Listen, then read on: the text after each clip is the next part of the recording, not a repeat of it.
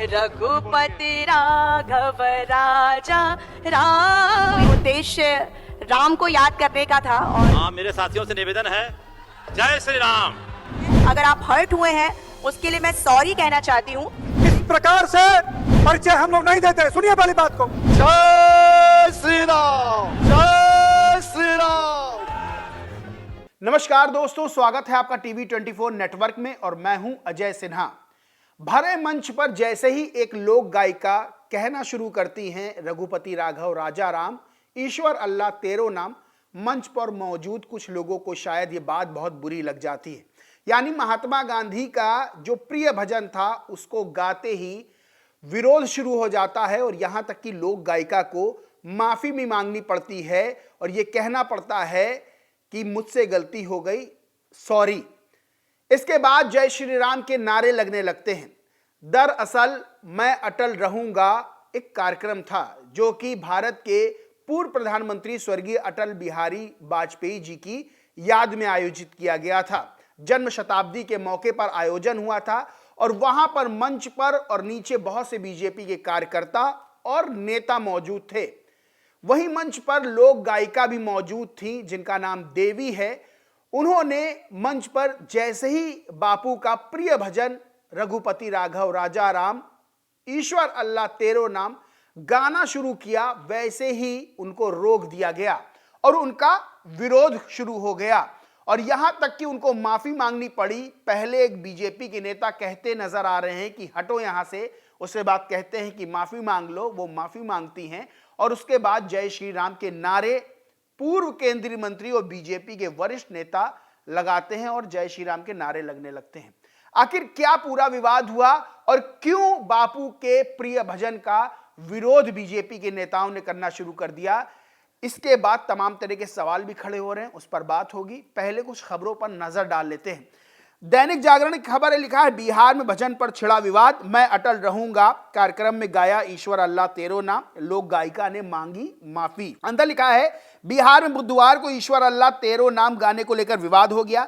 यह विवाद पूर्व प्रधानमंत्री अटल बिहारी वाजपेयी की याद में आयोजित एक कार्यक्रम में हुआ जहां लोक गायिका देवी ने इस भजन की प्रस्तुति दी थी। इसके बाद कार्यक्रम में हंगामा हो गया और लोक गायिका को माफी मांगनी पड़ी। यह घटना पटना के गांधी मैदान स्थित बापू सभागार में हुई। यानी बापू सभागार है, वहां पर कार्यक्रम था मैं अटल रहूंगा और वहां पर तमाम बीजेपी के नेता मौजूद थे। लोक गायिका देवी हैं, उन्होंने बापू का प्रिय भजन गुनगुनाया और विरोध शुरू हो गया।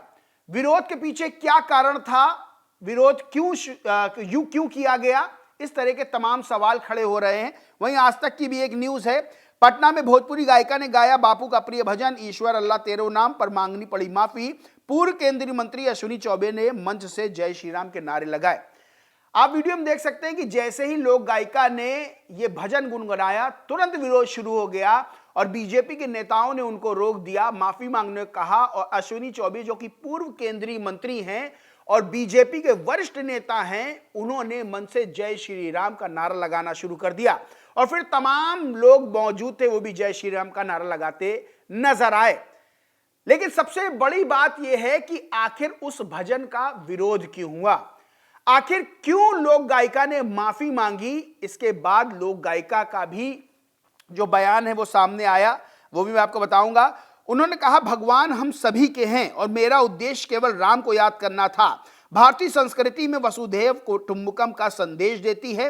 हिंदू ही हैं जो सभी को अपने भीतर समाहित करते हैं। मेरे भजन से किसी को ठेस पहुंचने की कोई मंशा नहीं थी। अगर किसी को ठेस लगी है तो मैं आप सभी से माफी मांगती हूं। देवी लोक गायिका बिहार।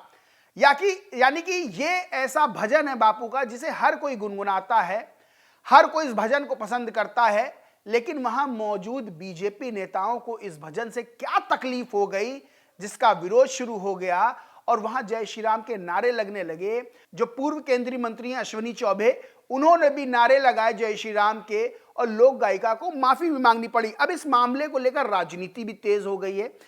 प्रियंका गांधी ने एक ट्वीट किया और लिखा बापू का प्रिय भजन गाने पर भाजपा नेताओं ने लोक गायिका देवी जी को माफी मांगने पर मजबूर किया। रघुपति राघव राजा राम, पतित पावन सीताराम, उनसे नहीं सुना गया। दुनिया को दिखाने के लिए बापू को फूल चढ़ाते हैं, लेकिन असल में उनके प्रति कोई आदर नहीं है। दिखावे के लिए बाबा साहेब अंबेडकर का नाम लेते हैं, लेकिन असल में उनका अपमान करते हैं।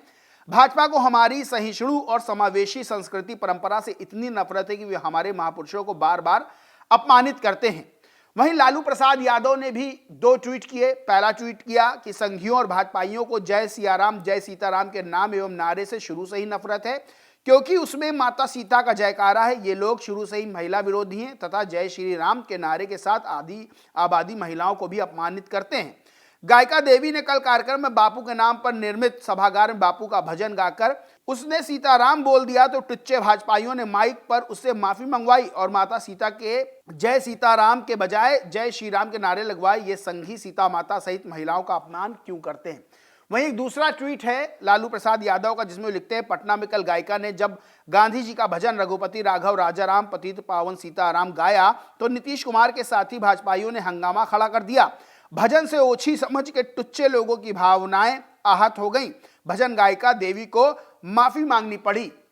यानी कि ये जो मामला है ये राजनीतिक रूप से गरमाया। जो हरकत वहां हुई उसका विरोध विपक्ष के नेताओं ने दर्ज कराया, लेकिन सबसे बड़ा सवाल यही खड़ा होता है कि आखिर महात्मा गांधी के प्रिय भजन को गाने से दिक्कत वहां मौजूद लोगों को क्या हो गई, जो वहां पर मौजूद नेताओं ने लोक गायिका से माफी मंगवा दी और उसके बाद जय श्री राम के नारे लगाने पड़े बीजेपी नेताओं को। बहरहाल सबसे बड़ी बात यह है कि कुछ नेताओं की आदत भी होती है कि लाइमलाइट में कैसे आया जाए। कुछ नेता कुछ डिसीजन ऐसे लेते हैं, उनको यह पता नहीं होता है कि डिसीजन उनकी ही पार्टी के लिए अच्छा होगा या बुरा होगा। बहरहाल इस देश में महात्मा गांधी की विचारधारा को सभी लोग मानते हैं और उनका जो भजन है उसको सभी लोग गुनगुनाते भी हैं और इसमें किसी को विरोध करने की जरूरत भी नहीं होनी चाहिए। लेकिन बिहार के पटना में जो हुआ वो दुर्भाग्यपूर्ण नजर आता है कि बापू का भजन गाने पे एक लोक गायिका को माफी मांगनी पड़ी सार्वजनिक तौर से। बहरहाल दोस्तों, इस पूरे मामले पर आप क्या सोचते हैं, क्या मानते हैं, कमेंट करके जरूर बताएं। वीडियो अच्छा लगा हो तो लाइक करें, खूब शेयर करें और चैनल को सब्सक्राइब नहीं किया तो सब्सक्राइब करके बेल आइकन भी जरूर दबा लें। धन्यवाद।